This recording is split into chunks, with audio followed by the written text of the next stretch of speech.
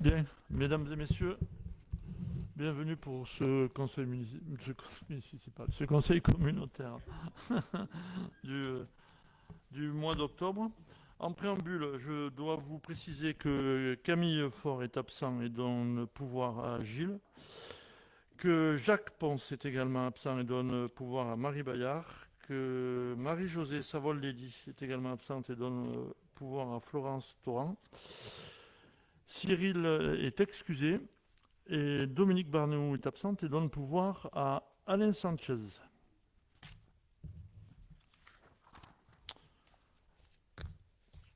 Point numéro 1, désignation du secrétaire de séance. Y a-t-il des candidats ou des candidates?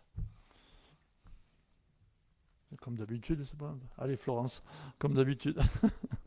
Merci, Florence. Donc, pour que Florence soit élue secrétaire de séance, je vous demande donc qui est contre, qui s'abstient. Merci. Il y en a qui sont capables. Point numéro 2, approbation du compte-rendu du Conseil communautaire du 25 septembre 2025. Vous l'avez tous lu, je suppose. Est-ce que vous avez des remarques à faire sur ce compte-rendu? Si vous n'en avez pas, je passe donc au vote. Pour l'approbation du compte-rendu du Conseil communautaire du 25 septembre 2025, je vous demande donc qui est contre, qui s'abstient. Merci.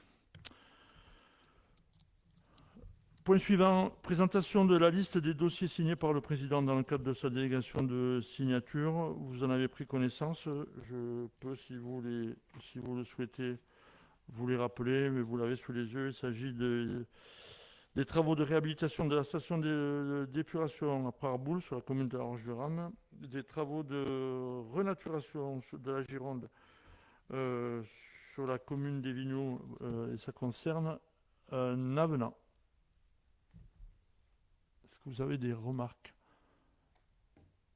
Si vous n'en avez pas, je passe au vote pour cette... Non, il n'y a pas de... Excusez-moi, il n'y a pas de... Il n'y a pas de vote. C'était pour information. On va commencer donc la liste des délibérations avec la délibération numéro 1 qui concerne des admissions en créance éteinte.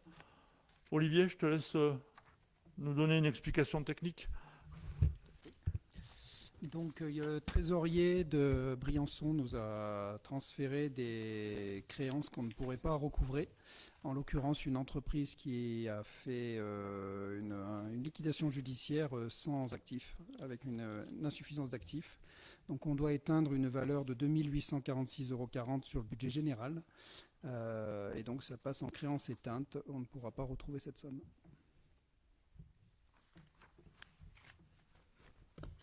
Des questions? Si vous n'en avez pas, je passe au vote donc pour cette délibération concernant des admissions en créance éteinte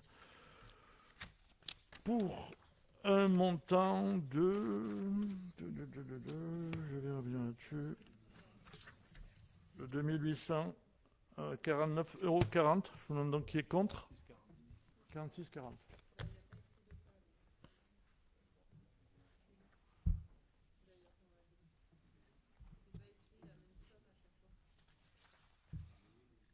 « 49, 40. 46, ouais. Olivier, de manière à ce qu'on ne se trompe pas, donne-nous le bon chiffre. Alors, 49, 40, je crois. 2 849,40. Ouais. C'est ce que j'ai écrit. C'est le montant sur la délibération. Ah oui, il manque bien. 3 € sur la délibération. Ah, Oui, on c'est parle pas le d'une tableau délibération qui pour fait, 6 centimes d'euros. C'est 2 849,40.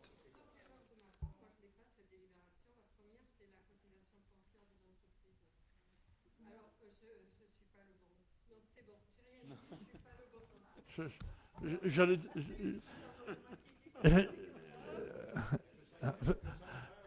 Faut faire un reset.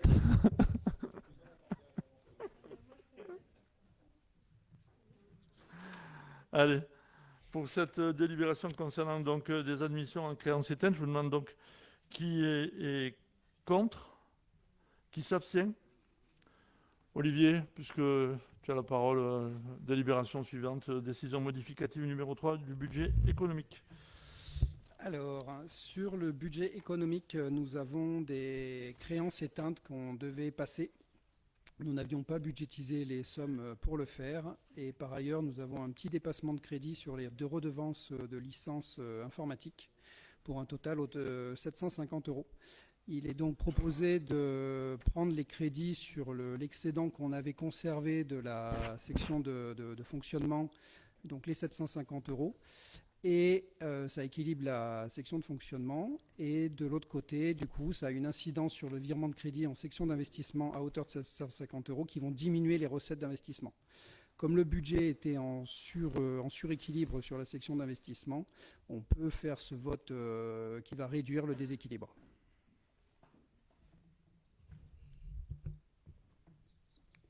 Des questions? Si vous n'en avez pas, je passe au vote donc pour cette délibération concernant la décision modificative numéro 3 du budget économique. Je vous demande donc qui est contre, qui s'abstient. Merci. Délibération suivante, fixation des allocations de compensation, des compensations des communes suite à la modification des statuts par la restitution de la compétence tourisme à la commune de Puy-Saint-Vincent. Vous savez que la commune de Puy-Saint-Vincent a souhaité retrouver sa liberté en matière de promotion touristique et que donc le mécanisme qui est mis en œuvre, c'est donc la modification de l'allocation de compensation de manière à ce que la charge financière soit restituée à la commune de Puy-Saint-Vincent. On s'appuie en cela sur le travail de la CLECT et les montants, vous les avez dans le tableau de la délibération, en sachant que pour l'année 2025, la compétence tourisme revenant à la commune de Puy-Saint-Vincent au 1er octobre 2025, l'allocation de Puy-Saint-Vincent est revalorisée de 3/12 du montant des charges nettes transférées.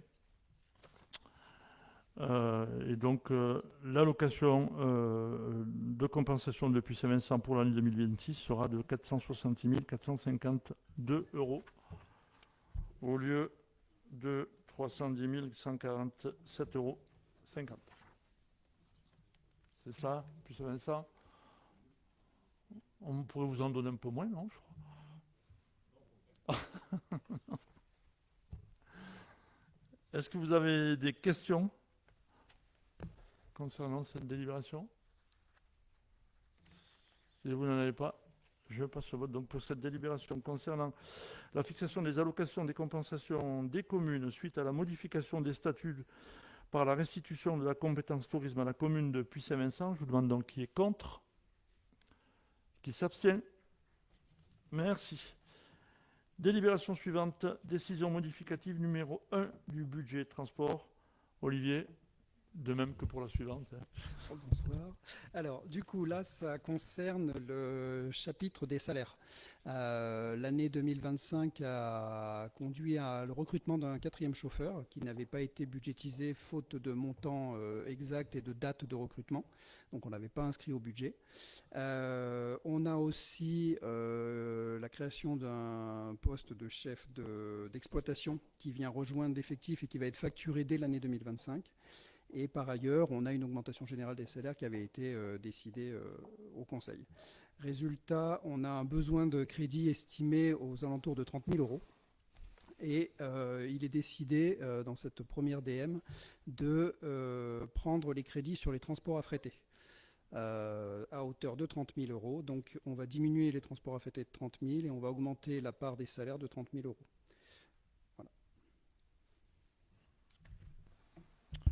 Juste une question, tu dis dans cette première DM, c'est qu'il y en aura d'autres? Oui, les projections, il y aura certainement une autre DM, alors peut-être au prochain conseil, peut-être au dernier en décembre. Les projections des transports affrétés sont importantes. Par contre, on a aussi des recettes qui vont peut-être venir combler. Donc pour ne pas faire porter l'intégralité des coûts sur la fiscalité, il a été décidé dans cette première DM d'utiliser les transports affrétés en compensation. Et dans un deuxième temps, s'il y a besoin de ressources complémentaires et que le budget n'arrive pas à les supporter lui-même, il faudra peut-être envisager une subvention d'équilibre complémentaire apportée par la fiscalité du budget général.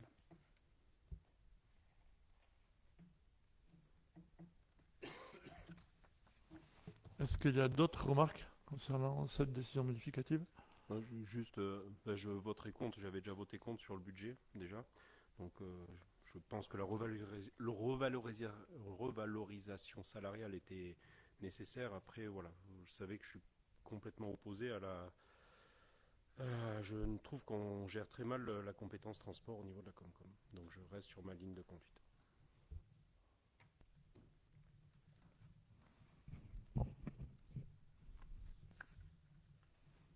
D'autres questions ou remarques? Si vous n'en avez pas, je passe donc au vote pour cette délibération concernant la décision modificative numéro 1 du budget de transport. Je demande donc qui est contre. Une qui s'abstient. Merci. Décision modificative numéro 3 du budget assainissement. Olivier, de la même manière. Allez, la petite dernière. Alors du coup, sur le budget assainissement, on a des besoins de crédit importants sur le chapitre 011, le chapitre des charges générales, de manière un peu générale. C'est-à-dire on a vraiment des lignes qui ont été consommées en intégralité et les projections d'ici fin d'année démontrent qu'on a besoin de crédit. À l'instar de ce qu'on avait fait sur le budget économique, on avait les excédents de du fonctionnement de l'année dernière qui avaient été conservés en section de fonctionnement. Donc ce qu'on fait, c'est qu'en fait, on va couvrir ce besoin estimé à 152 765 par les excédents de la section de fonctionnement, donc le chapitre 023. Et en section de fonctionnement, ça va s'équilibrer. Par contre, effectivement, ça a une conséquence sur la section d'investissement qui a 152 765 euros de recettes en moins. Comme le budget avait été voté en suréquilibre, ça vient réduire ce suréquilibre pour équilibrer la section de fonctionnement. Parfait. J'en profite que tu sois là. Le budget est en suréquilibre de combien du coup? Alors c'est le petit tableau qui est tout en bas. On avait voté le budget, donc sur la partie investissement, les dépenses avaient été votées au budget primitif à 1 691 000, je vous passe les centaines d'euros, et les recettes étaient à 2 200 000, donc on avait à peu près 580 000 d'excédent. Et donc là, du coup, on réduit l'excédent de 152 000 euros. Ce qui laisse quand même un joli suréquilibre. Oui, tout à fait. Effectivement, on reste en suréquilibre sur la section d'investissement. La section d'investissement, c'est habituellement, si vous vous souvenez, sur les budgets, tous les ans, les excédents de fonctionnement, on les injectait, on les envoyait en section d'investissement. Depuis 2 ans, on ne le fait plus, puisque la section de fonctionnement est actuellement coûteuse. On a des réseaux qui cassent à cause des intempéries.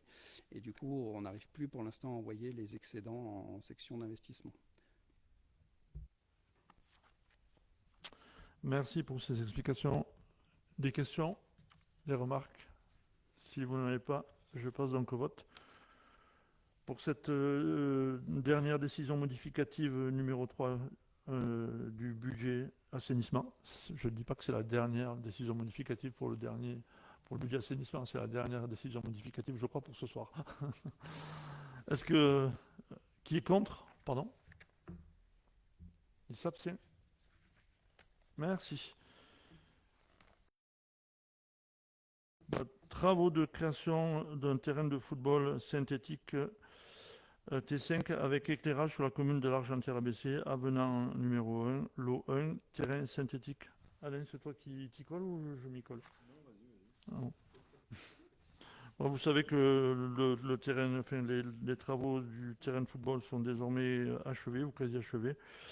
Que bien évidemment, durant les réunions de chantier, il y a des modifications comme à chaque fois sur ce volume de travaux qui ont été rendus nécessaires, qui ont également fait l'objet de réunions de chantier et qui sont tout à fait justifiées par des considérations techniques. Ces modifications concernent donc les équipements sportifs par ballon, on en a déjà parlé, banc de joueurs, clôture, bordure, découverte de réseaux existants lors des terrassements. Et tout ceci engendre un avenant, un coût supplémentaire de 49 922 euros hors taxe.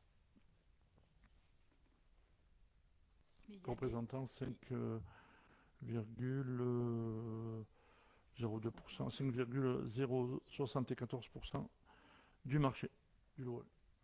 Pourquoi c'est éclairage alors que c'est des équipements? Je comprends pas. Pourquoi Voilà, pas il y a un truc que... ouais, il y a un truc que je comprends pas. Travaux de création d'un terrain de football, T5, avec éclairage. Oui, mais ça, c'est le titre, ça. Mais tes travaux supplémentaires, ça concerne que les pare-ballons, bancs joueurs, clôtures, bordures. Mais c'est sur le même lot, c'est ça? C'est sur le lot, voilà. C'est sur l'ensemble Ok. des travaux, c'était qui était à 1 million, je ne me rappelle plus combien. C'était pour le tout, les travaux de création d'un terrain avec éclairage. Ah, ok, T5. ok, ok. C'est l'intitulé Merci. du programme. Est-ce que vous avez d'autres remarques ou des questions? Si vous n'en avez pas, je passe donc au vote. Pour cette délibération concernant les travaux de création d'un terrain de football synthétique avec éclairage sur la commune de l'Argentière ABC, concernant la validation de l'avenant 1 du lot 1, terrain synthétique, je vous demande donc qui est contre, qui s'abstient. Merci. Délibération suivante. Alain. Oui, donc il a été décidé en bureau statutaire que la communauté de communes ferait l'acquisition des parcelles assujetties, on va dire, à la pose de colonnes semi-enterrées. Pour ça, on a une première acquisition qui doit se faire sur une partie de la parcelle 175 B 1529 située à Valouise. Pour 13 mètres carrés, et donc il convient d'autoriser l'acquisition de cette partie de parcelle avec, on a les autorisations des propriétaires, Madame Morand, Patricia dit Bretenstein, pour un montant de 150 € le mètre carré, puisque c'est une parcelle qui est, il me semble, en U. Ah, je ne dis pas de bêtises, Pierre. Voilà, donc c'est pour autoriser le président à signer cette acquisition. Est-ce que vous avez des questions? Des remarques? La zone UB. C'est cher. Des fois, on ne peut pas faire autrement, hein, Didier.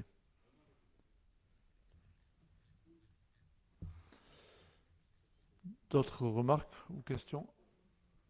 Si vous n'en avez pas, je passe donc au vote. Donc pour cette délibération concernant l'acquisition d'une partie de la parcelle 175 B 1529 sur la commune de Valouise-Pelvoux, je demande donc qui est contre, qui s'abstient. Merci. Allez, délibération suivante. La délibération suivante, donc c'est pour fixer les redevances spéciales pour 2026. Donc vous avez le tableau, par simplification, on va dire que la seule redevance qui augmente, c'est la redevance camping caravanège non équipé de composteur. La redevance était à 0,28 € la nuit, et on va la passer à 0,33 pour essayer d'inciter les campings à s'équiper de composteurs. Sinon, le reste ne change pas. On a les REP, on a du mal avec certaines REP, en particulier la REP plaque de plâtre qui se fait de moins en moins. Et donc vous voyez que sur le tableau, on a 6 REP maintenues, 15 € le mètre cube, parce que voilà, on récupère les matériaux pour les renvoyer après en traitement pour les fournisseurs. C'est ça, hein. La REP plâtre, en fait, n'existe plus. Voilà, ils ont arrêté. Du coup, on est obligé de trouver des solutions pour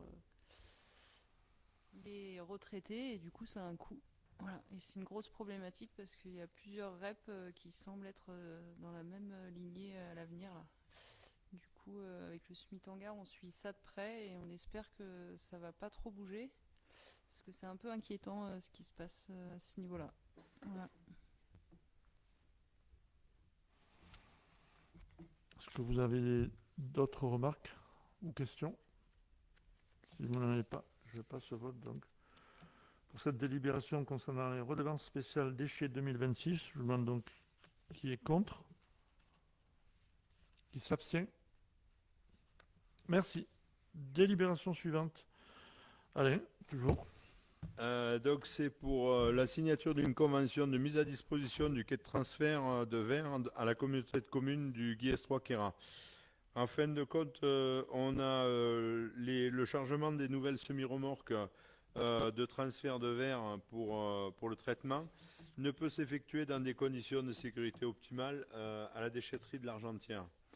Donc, il a été décidé d'amener le verre directement au quai de transfert de la communauté de communes du Guiers 3 Queyras afin de pouvoir charger dans les camions, dans les semi-remorques, notre verre. Voilà, et c'est cette convention qui nous permettra de le faire. Donc voilà, c'est pour la signature de cette convention. Sur leur site, on peut stocker jusqu'à 2 bennes jusqu'au chargement du semi-remorque qui arrive. Et on doit utiliser notre matériel.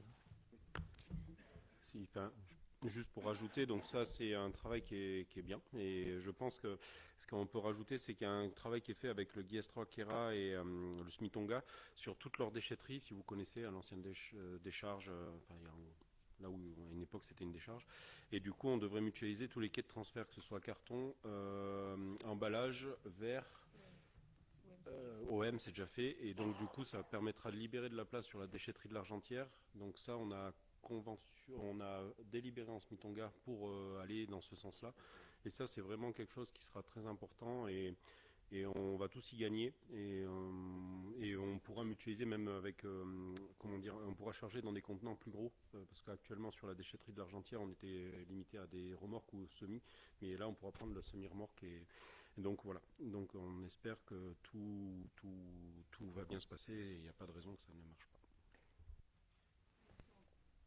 Au Guiers 3 Queyras, ils vont rénover toute leur déchetterie, et du coup toute la partie quai de transfert, c'est le Smitanga qui s'occupera de la maîtrise d'œuvre par délégation. Voilà, parce que c'est pour le Smitanga. Tous les bas de quai. Ouais. Est-ce qu'il y a d'autres remarques? S'il n'y en a pas, je passe donc au vote. Pour cette délibération concernant la convention de mise à disposition du quai de transfert du verre de la communauté de communes du Guiers 3 Queyras, je vous demande donc qui est contre, qui s'abstient. Merci. Délibération suivante. Convention pour la préfiguration d'une gestion concertée du bassin de la Haute-Durance entre la communauté de communes du Pays des Écrins et le syndicat mixte d'aménagement de la vallée de la Durance. Vous savez que les assises départementales de l'eau ont eu lieu au printemps de 2024, que le préfet des Hautes-Alpes a souhaité la mise en place d'une structure de gestion des cours d'eau de toute la Haute-Durance, que parallèlement à cela, il existe déjà une structure en la personne du syndicat mixte d'aménagement de la vallée de la Durance sur le bassin de la Durance, que également un consensus se dégage entre les 4 communautés de communes de la Haute-Durance de confier au syndicat mixte d'aménagement de la vallée de la Durance l'étude de la préfiguration d'une gestion concernée à l'échelle de la Haute-Durance, et que parallèlement à ça, la délibération du 25 septembre 2005 validant la signature de la convention de préfiguration avec le SMAVD pour une gestion concertée du bassin Haute-Durance, donc a été approuvée.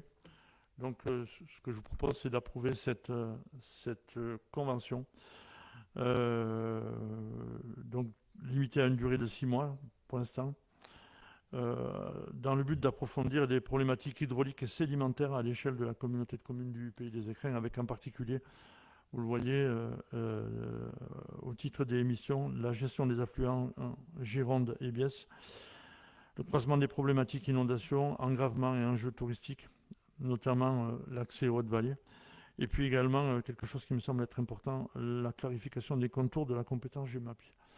Donc on voit bien que on est là dans un flou dont on a beaucoup de mal à définir les contours précis. Voilà. Je pense que c'est un travail nécessaire. Serge? Oui, sur ce dossier, je voterai pour, mais je pense qu'il faut être très vigilant par rapport à notre territoire au niveau de la région Provence-Alpes-Côte d'Azur. Quand on lève le doigt, quand on dit à Malmort, on est peu représenté dans l'eau du département. Et le bas de la région sont très fortement implantés et je pense que sur l'eau, ils ont le combat, ils n'ont pas le même combat que nous. Et je pense qu'il faut qu'on y soit. Je vous le dis honnêtement, moi j'y suis au SMAVD, j'y descends, mais il n'y a qu'un doigt. Et je trouve que le haut du département, il n'y a pas beaucoup de représentants. Donc je suis toujours vigilant. C'est pour ça je m'étais battu pour que ça reste que 6 mois après pour les élections. Mais il y aurait toujours des tendances à ce que ça se fasse sur un plus long délai. Effectivement, le problème que tu soulèves, c'est un problème qu'on connaît depuis longtemps, sur la représentativité des Hautes-Alpes sur l'eau, en particulier sur la problématique de l'eau. Mais du coup, Serge, le SMAVD, c'est pas avec la région, c'est bien les 4 Comcom. Non, c'est rien. Ouais.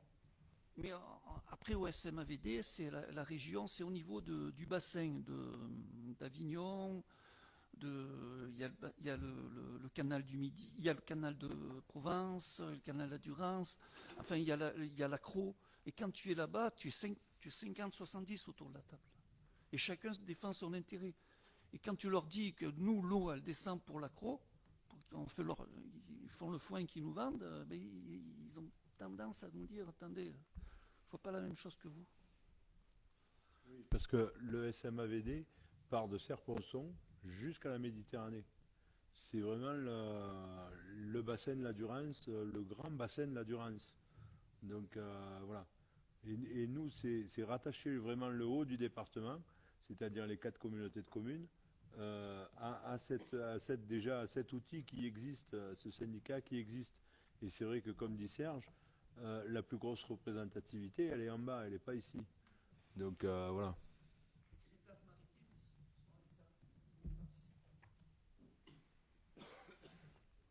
Ce qui pourrait être bien, c'est que si tous ceux qui dépendent du bassin payent les 35 ou 40 euros de taxe GEMAPI et que ça alimente tout le monde, ça je pense qu'on s'en sortirait gagnant, mais je suis pas sûr que ça marche comme ça.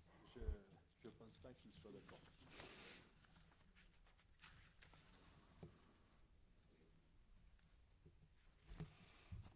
D'autres remarques? Si vous n'en avez pas, je passe donc au vote. Pour cette délibération concernant la validation d'une convention pour la préfiguration d'une gestion concertée du bassin de la Haute-Durance entre la communauté de communes du Pays des Écrins et le SMAVD, je vous demande donc qui est contre, qui s'abstient. Merci. Délibération suivante, cession du véhicule immatriculé 8027 KS 05 qui appartient au service technique. On a simplement un véhicule qui est hors d'usage, qui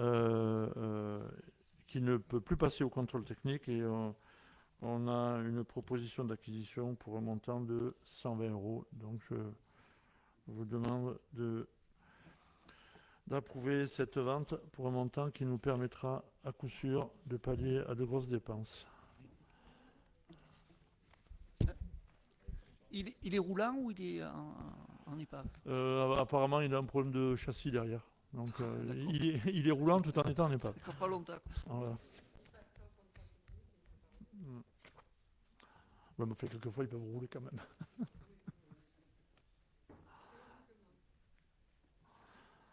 Des questions, des remarques?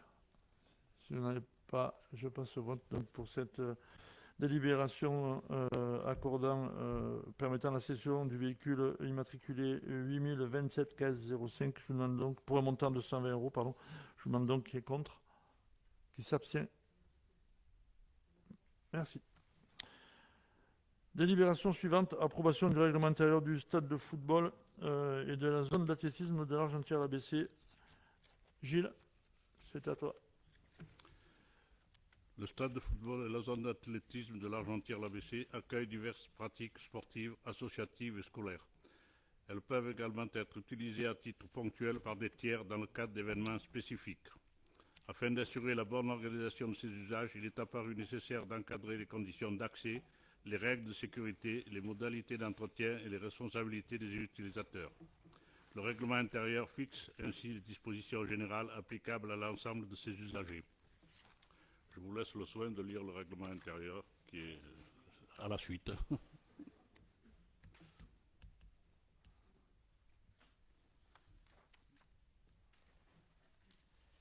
J'ai deux questions. Est-ce que tous les clubs du canton pourront accéder sur demande gratuitement s'il y a un créneau de temps en temps Oui, ça sera possible la délibération suivante en parle. Non, mais gratuitement, je veux dire. Oui, Les clubs. la délibération Les suivante l'explique. Pas les professionnels, les clubs. Ouais, Les clubs du canton. Ouais. Non, mais ou la zone d'athlé, même un club de n'importe quoi qui veut faire de la prépa physique. Et la deuxième question, est-ce qu'il est prévu, comme à Briançon, des créneaux publics, accès libre? Là, je ne crois pas qu'il y ait des créneaux au public. Il n'y a pas de créneau, voilà. Je trouve ça dommage que voilà. Enfin, je pense que ça mériterait d'être, même si c'est un créneau de 2 fois 2 heures dans la semaine ou une fois. Par exemple, à Briançon, j'ai regardé, c'est créneau libre entre midi et 1h30 et le matin avant 8h. Parce que voilà, pour que les gens ils puissent, s'ils veulent courir ou faire un entraînement spécifique. Enfin voilà, comme c'est un peu comme la piscine, quoi, comme c'est un investissement public. Alors c'est sûr que Ça peut faire l'objet de la prochaine ou alors délibération, de prochain débat. un moyen de voilà. Il me semble qu'il y avait eu des discussions là-dessus, mais enfin, je Est-ce vous que vous en rappelle avez qu'on est sur un parlé terrain synthétique. C'est relativement fragile. Ça nécessite quand même que les gens respectent Oui, mais j'imagine bien. certaines choses, notamment le port de crampons. Enfin, on connaît ça sur la Roche-Rame, on a un tout petit terrain avec un synthétique. C'est très difficile de faire respecter le port de chaussures adaptées. Alors, j'imagine pas les dégâts que pourraient faire des crampons qui soient pas forcément dimensionnés pour un tel terrain. Je crois qu'il... Non, bah, je parlais surtout de la piste d'athlé, mais c'est vrai que le foot est quand même voilà, un sport vraiment populaire et accessible à beaucoup, et je trouve que c'est important qu'il reste accessible et assez facilement à tous. Après, c'est vrai qu'il y a cette contrainte. C'est vrai qu'à Briançon, c'est... Bah si, c'est synthétique la pelouse. Bah ouais, alors je sais pas. Ouais, enfin, je pense que c'est quelque chose qui mériterait d'être... même si c'est des petits créneaux, hein, même si c'est une fois ou 2 fois par semaine, je pense que ce serait intéressant. Voilà. Enfin, moi, je militerai pour. Merci. Mais dans l'ancienne version, sur le stabilisé, le stade n'était pas accessible au public. Pardon ? Dans l'ancienne version, sur le stabilisé, le stade n'était pas accessible au public. Bah, je pense qu'ils y allaient tout de même, hein, sans demander d'autorisation, à mon avis. Sur le sablé synthétique, ça Alors nécessite... non, le stade n'était pas accessible. Le stade était sous justement la responsabilité de la mairie et il était uniquement au titre du club. Je pense que Alice veut parler de la section d'athlétisme, en fait de la partie athlétisme. C'est ce qui est mis à disposition à Briançon, c'est l'anneau d'athlétisme. C'est pas la pelouse. Ben oui, mais c'est pas la partie pelouse qui est mise à disposition. Ouais. Donc voilà. Oui. Ah, C'est les l'Argentière encadrants, c'est les Ah, encadrants. au Briançon. Les encadrants, c'est les encadrants de...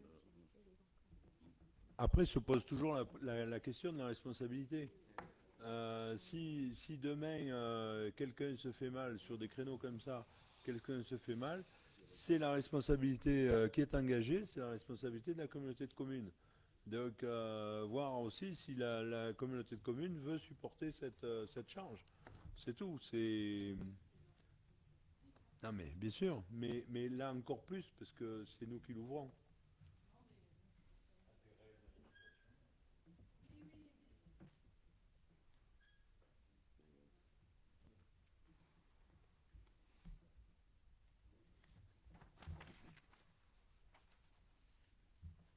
D'autres remarques?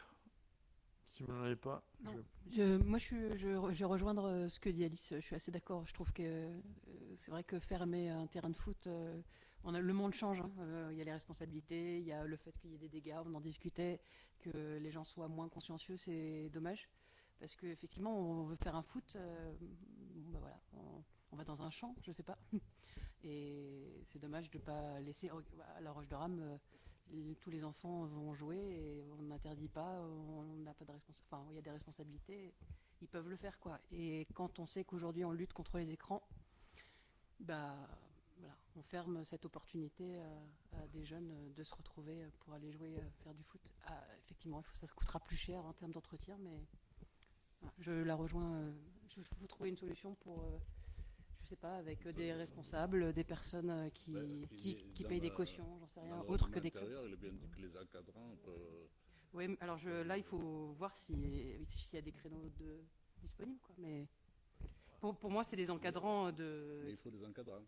On peut pas laisser Oui, aller. mais c'est quoi qu'on appelle encadrant dans ces cas-là? C'est un responsable de groupe, du club, de machin. Tu peux pas laisser aller 3 gamins tout seuls. c'est à minima des gens qui surveillent. Je pense qu'on est quand même sur un gros investissement. Et je pense que s'il n'y a pas de règles d'accès, ça peut très rapidement dégénérer et on peut très rapidement se retrouver avec des dégradations. Ça a déjà eu lieu, hein.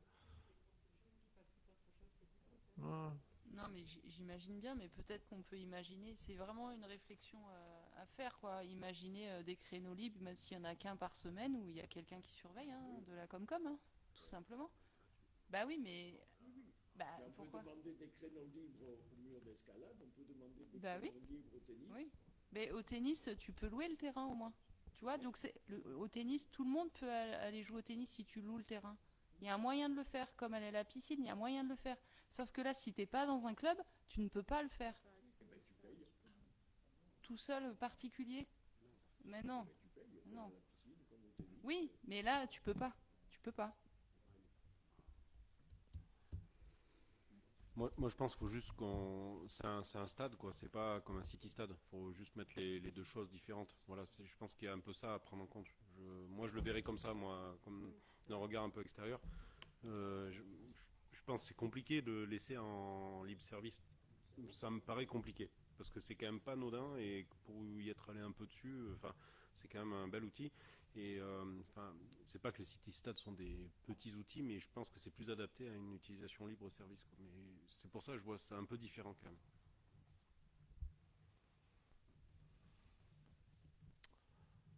Allez, le débat est clos pour ce soir sur ce sujet. Donc, pour cette délibération concernant l'approbation du règlement intérieur du stade de football et de la zone d'athlétisme de l'Argentière-ABC, je vous demande donc qui est contre, qui s'abstient. Merci. Gilles, délibération suivante. Oui, facturation de l'utilisation du stade de football de la zone d'athlétisme par les établissements à vocation commerciale. Oui, on a des... Pour ce qui est pour les clubs, c'est gratuit pour eux, il n'y a pas de problème. Par contre, les utilisateurs qui font des formations ou autres devront s'acquitter d'une redevance. Alors, elle est fixée comme suit. Demi-journée, 30 €. Journée complète, 50 €. Semaine, 7 jours consécutifs, 150 €. Mois, 30 jours consécutifs, 300 €.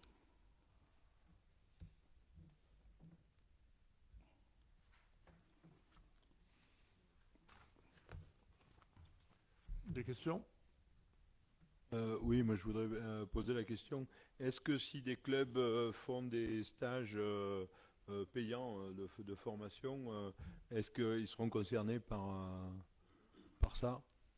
Pour l'instant, les clubs sont gratuits. D'accord.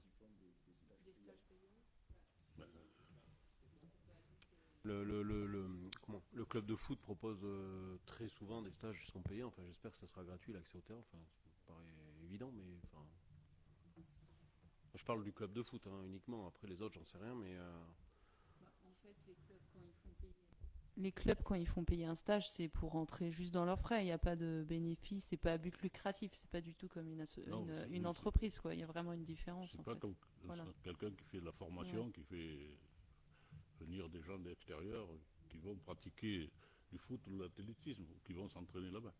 Donc cela, ce tarif-là, il n'est pas non plus très excessif. Hein.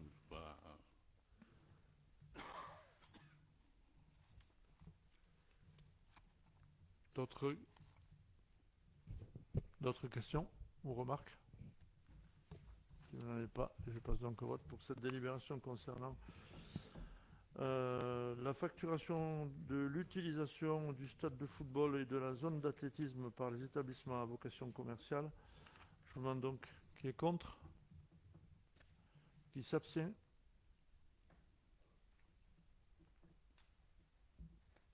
Merci. Délibération suivante, signature de l'avenant numéro 1 à la convention d'objectifs entre l'Office de tourisme communautaire et la communauté de communes du Pays des Écrins. C'est une délibération qui est en relation directe avec la délibération que nous avons prise tout à l'heure concernant le transfert de la compétence. Et donc, cette délibération permet de fixer les acomptes concernant les financements de l'Office de tourisme. Vous avez donc le tableau sous les yeux. Est-ce que vous avez des questions? Acomptes qui sont forcément impactés par le transfert de la compétence tourisme. Ah oui, petite remarque technique. Dans le tableau était précisé les derniers versements des 4/11/2025 et du 15/11/2025 pour un montant total de 310 003 euros. En fait, c'est 313 487,44 euros.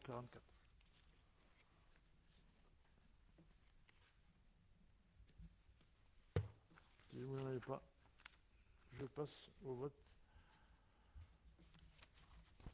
pour cette délibération concernant la signature de l'avenant numéro 1 à la convention d'objectifs entre l'Office de tourisme communautaire et la communauté de communes du Pays des Écrins. Je vous demande donc qui est contre, qui s'abstient. Merci.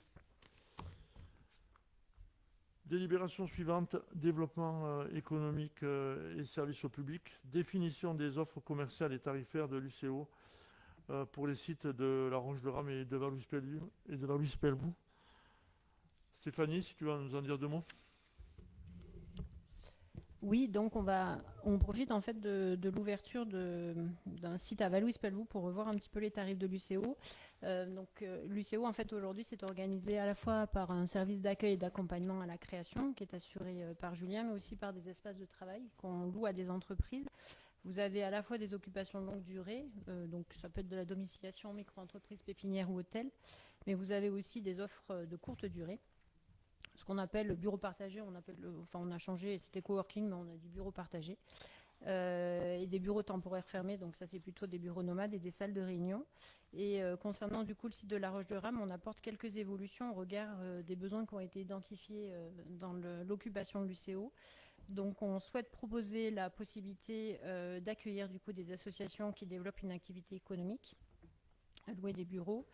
Offrir aussi la possibilité jusqu'à 4 postes de travail, parce qu'on a des bureaux qui permettent d'accueillir 4 postes de travail. Aujourd'hui, on était ouvert jusqu'à 3, mais c'est possible en fait en les aménagements d'être à 4 postes de travail. Donc ça, c'est pour des entreprises qui auraient le besoin. Et on ouvre aussi à 2 demi-journées par mois la mise à disposition de salles de réunion pour l'offre de domiciliation. Donc ça, c'était concernant les occupations longue durée. Et concernant les occupations temporaires, en fait, on fait aussi évoluer.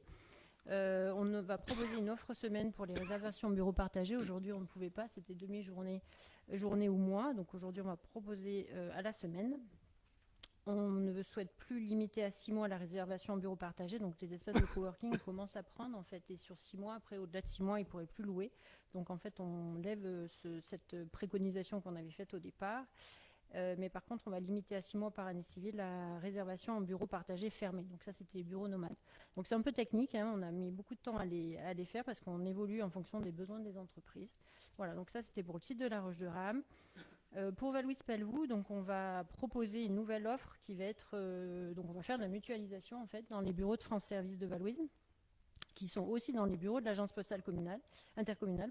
Et donc du coup, Julien va proposer du coup des permanences délocalisées à partir du mois de novembre, donc sur rendez-vous. Les partenaires à la création sont aussi accueillis, donc que ce soit la chambre de commerce ou la chambre de métier.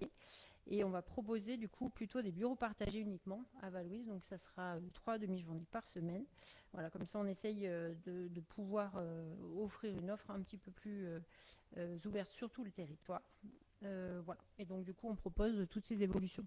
Donc je ne vais pas tout vous détailler les offres, parce qu'il y en a beaucoup et ça sert au service comptabilité pour pouvoir faire toutes les facturations. Tout ce qui est des offres de courte durée, elles sont réservables directement en ligne. Donc ça c'est pratique, c'est à partir du site internet de l'UCO. Et pour toutes les occupations de longue durée, c'est sous contrat. Voilà. Merci pour ces explications techniques. Parfait. Des questions?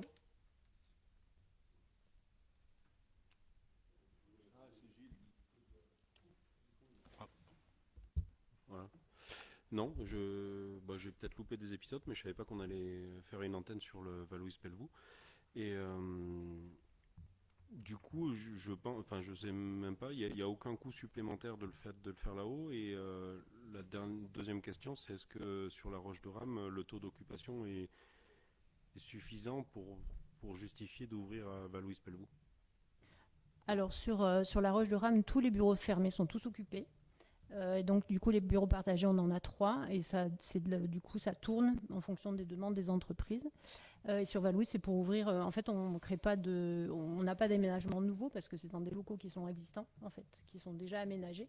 Et donc nous, c'est offrir un service plus parce qu'en fait France Service est ouvert que le jeudi et le vendredi et ces espaces aujourd'hui sont pas occupés. Donc on les valorise à ce titre-là. Et il y a de la demande sur Valouise en fait. Voilà.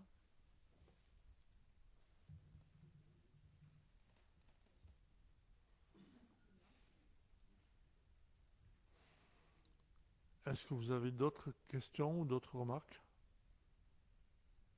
Profitez, Stéphanie, connaît le sujet parfaitement. Si vous n'avez pas, je passe au vote donc pour cette délibération concernant la définition des offres commerciales et tarifaires de l'UCO pour les sites de la Roche de Rame et de Valouise-Pelvoux dans les conditions qui viennent de vous être précisées. Je vous demande donc qui est contre, qui s'abstient. Merci. Délibération suivante. Subvention exceptionnelle au tennis club de l'Argentière. Le tennis club de l'Argentière développe son école de tennis, en particulier une nouvelle pratique à travers le pickleball, c'est ça? Et le baby tennis. Et ces actions nécessitent l'intervention d'une enseignante et l'acquisition d'équipements spécifiques. Et le club va également entreprendre la réfection des terrains de tennis. Et donc, il sollicite une subvention exceptionnelle de 2 000 € afin de réaliser ces nouvelles actions. Et il me semble d'ailleurs qu'on avait des marges financières sur ce budget-là, je crois, Flavien.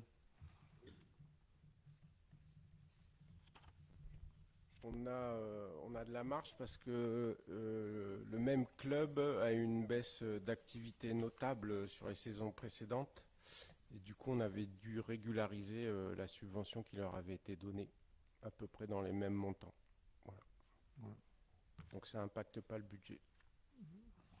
Alors, je vous rappelle que les clubs sont financés sur la base d'un budget qui nous est présenté, proposé. Si ce budget n'est pas respecté, c'est-à-dire si les actions ne sont pas mises en œuvre, forcément le budget est revu proportionnellement à la mise en œuvre du projet qu'ils nous ont présenté et qui générait donc les financements.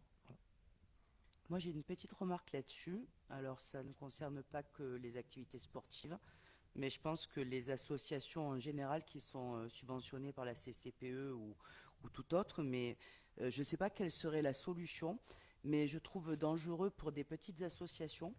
Elles montent des budgets prévisionnels, donc sur la base d'une activité prévisionnelle. Elle porte bien son nom. Et je trouve que ça peut devenir très préjudiciable à N+1, puisqu'en fait, on reprend une subvention au moment où on présente les comptes définitifs de l'année réalisée, de se voir amputer et rembourser une subvention qui a été allouée.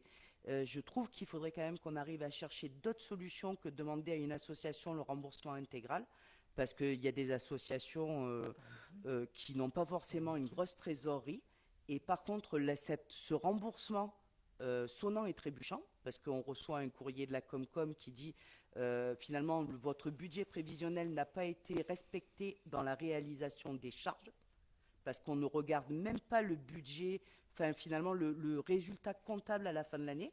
Hein, ce n'est pas un bénéfice ou une perte qui est regardé, mais bel et bien le budget des charges qui est étudié par la trésorerie. Et on demande un remboursement en 2 mois. Sauf que des petites associations qui ont déjà des difficultés à gérer leur trésorerie, quand on leur demande de rembourser des sommes qui peuvent être importantes pour la trésor, eh ben, ça peut les mettre dans la galère. Et alors, je sais que c'est légal, hein, que ça ne dépend pas forcément de la CCPE, mais je ne sais pas quelle serait la bonne formule pour qu'on essaye quand même d'être un petit peu prévoyant là-dessus. Une fois de plus, on parle de charges prévisionnelles. Donc, quand on monte un budget prévisionnel, alors notamment le tennis, c'était difficile d'appréhender le fait qu'il n'aurait plus de BE à la saison d'après. Donc, forcément, baisse de cotisation. C'est des événements qu'on ne peut pas prévoir. Il y a d'autres associations, finalement, elles prévoient d'engager des dépenses pour X projets, puis d'un seul coup, ça ne se fait pas. Mais l'année de la réalisation, on leur demande un remboursement de subvention parce qu'elles n'ont pas dépensé, c'est quand même formidable, à hauteur de ce qui avait été budgété. Et finalement, il y a des assos qui gèrent leur trésor en bonne mère de famille et du coup qui peuvent faire des économies ou essayer d'aller moins dépenser, et elles se retrouvent pénalisées parce qu'elles ont moins dépensé que ce qui était prévu. Je trouve que le système, il n'est pas équitable. Il n'est pas forcément... D'abord, ça ne se passe pas de manière aussi brutale que... Non, il y a... Michel, je t'en parle pour la Villa Montbrison, dont je suis la trésorière.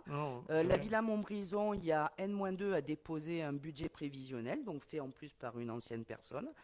Et puis, dans un sens d'équité, on est allé chercher des économies, on s'est démené pour aller chercher des dons. Et forcément, l'année dernière, on réalise 30% d'économies sur nos charges. Et on reçoit cette année un budget de la Comcom qui nous dit à N+1, du coup, vous n'avez pas respecté le budget prévisionnel de l'année d'avant.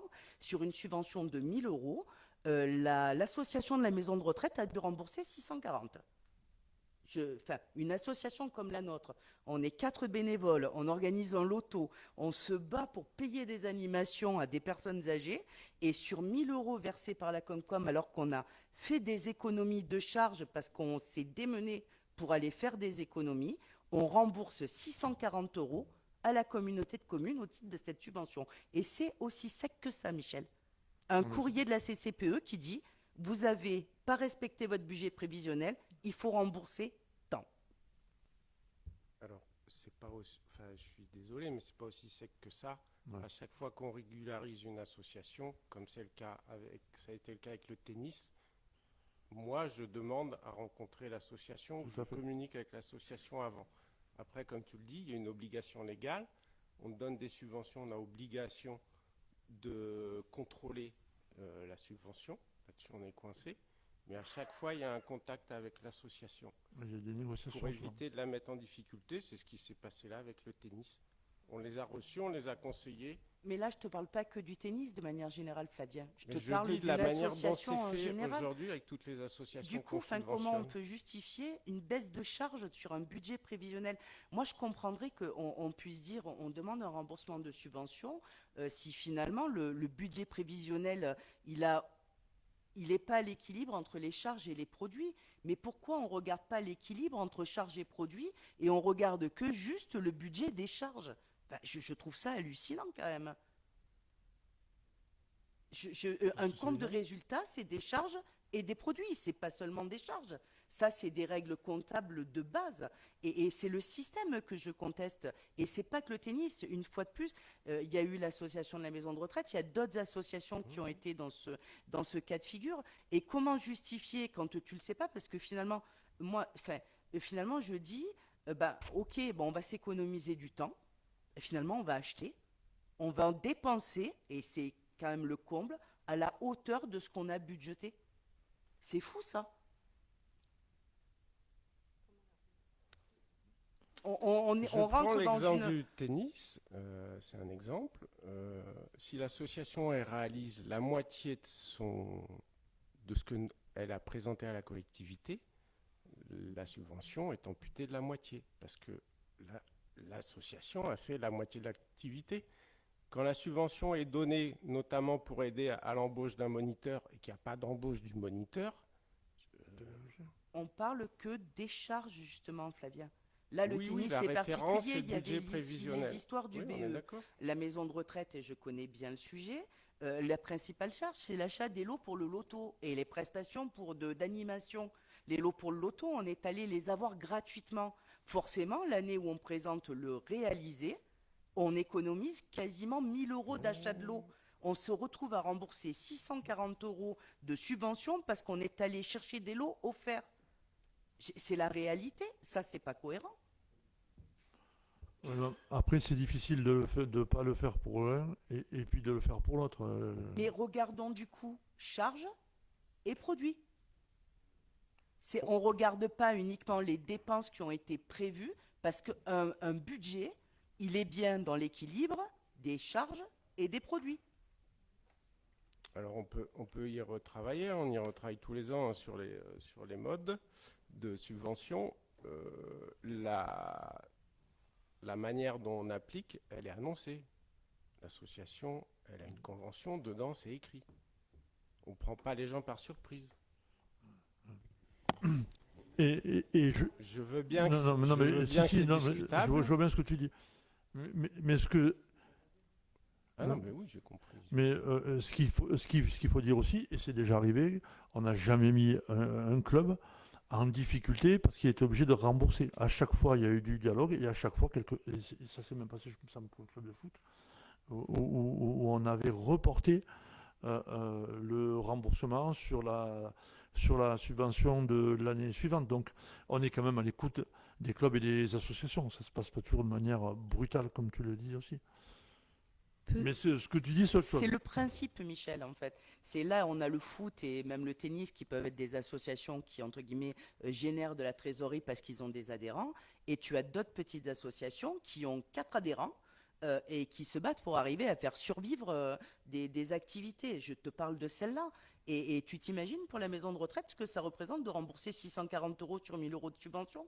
Et ça veut dire qu'à nouveau, on fait un courrier à la communauté de communes, on demande une subvention exceptionnelle, on demande... c'est bon, là aussi, on est des bénévoles, on est 4. Une fois de plus, c'est le principe de tout ça. Et c'est pas que pour la maison de retraite, mais je comprends qu'il faut qu'il y ait un cadre. Mais par contre, déjà, de se voir rembourser sur un réalisé à N+1, c'est énorme. C'est-à-dire que tu as déjà engagé l'année d'après et qu'on te demande de rembourser ce que tu as perçu l'année d'avant. Enfin, Oui. Merci. Peut-être que faut réfléchir pour les subventions qui sont vraiment liées à abonder des associations pour leur fonctionnement. Donc en fait, s'il n'y a pas d'investissement particulier autre comme prendre un entraîneur qui est complètement différent. Oui, mais c'est des petites sommes. Et pour faire des tranches ou des subventions à moins de 1 000 €, voilà, dire il n'y a pas de remboursement et ils nous montrent le bilan de leur budget et on voit bien qu'ils ont fait des efforts. Et pour des sommes, on peut faire des tranches de 0 à 1 000 € où il n'y a pas de remboursement, mais c'est lié juste au fonctionnement de l'association, quoi. On peut aussi faire des modes différents en fonction de la somme de subventions versées. Enfin, à mon avis, le traitement doit pas être le même en effet pour des assos comme ça et pour des clubs comme le club de ski par exemple où c'est des assos monstrueuses quoi. Ou le TAB. Mais Les c'est choses- encore autre chose. Les choses peuvent évoluer et tenir compte de certaines situations particulières, mais dans la mesure où il y a un cadre qui a été défini et qu'il est toujours en place, on le respecte. Après, s'il y a des évolutions que les membres de la commission souhaitent apporter à ce type de fonctionnement et faire un distinguo entre des petites et des grosses associations, tout ça peut se regarder. Moi, je vais juste faire une remarque, ça n'a rien à voir avec la discussion qui est intéressante, hein, mais moi, c'est juste sur la rédaction, sur les justificatifs. Je trouve ça très bien que le club mette donc le pick and ball et le baby tennis.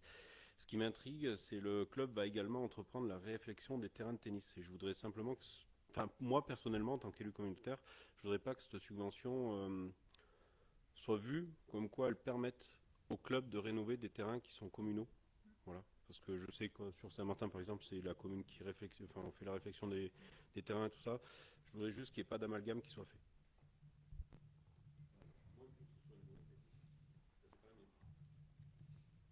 Je pense que pour 2000 €, ils vont pas rénover les terrains de tennis.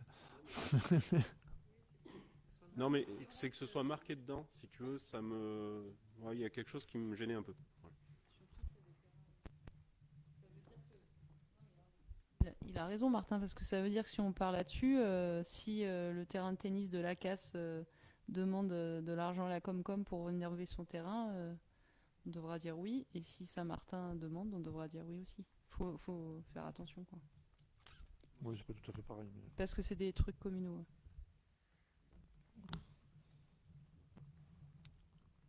Est-ce que vous avez d'autres remarques ou questions?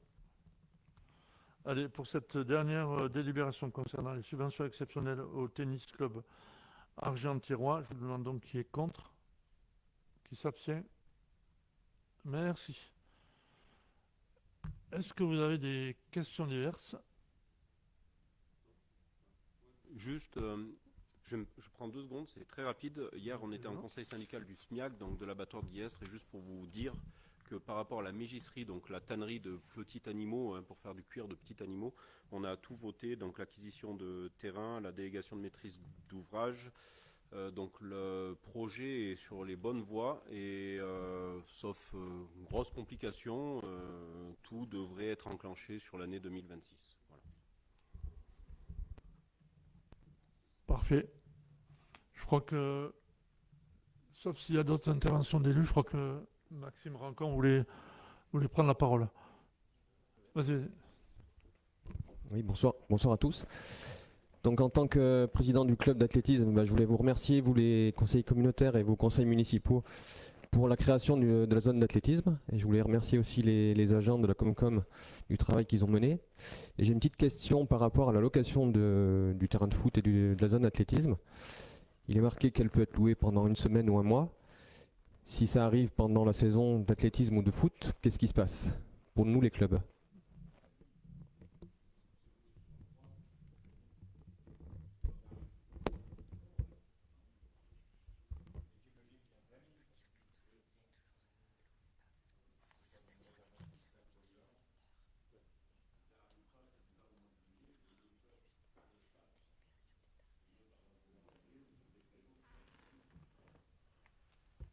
Mais du coup, Gilles, si tu loues 1 mois, ça veut dire que en fait, il loue 30 jours à des créneaux différents dans le tarif? Ok. Et je pense que s'il y a location, ce sera sur les créneaux de libre. Nous, c'est exactement ce qui se passe au gymnase ou au dojo. On loue que les créneaux de libre. C'est-à-dire que s'il y a un club qui est affecté à ça, à moins que le club renonce et nous dise non, mais c'est bon, vous pouvez louer, on ne peut pas louer. Non, mais il me semble que ce qui avait été dit, c'est que la volonté au niveau de l'usage, c'était d'abord de s'appuyer sur les clubs locaux et que tout le reste serait rentabilisé en fonction, enfin, rentabilisé entre guillemets, en fonction de l'usage. D'abord et prioritairement des clubs et des besoins locaux. Ouais, je pense qu'il n'y a pas de souci à se faire. Je pense qu'on a toujours été à l'écoute des clubs locaux. Voilà. Voilà, moi je pense que voilà, on n'a pas vocation. On n'a pas vocation à louer, par exemple, à un club, je sais pas moi, de D1 qui voudrait faire un stage d'oxygénation et puis mettre notre club dehors.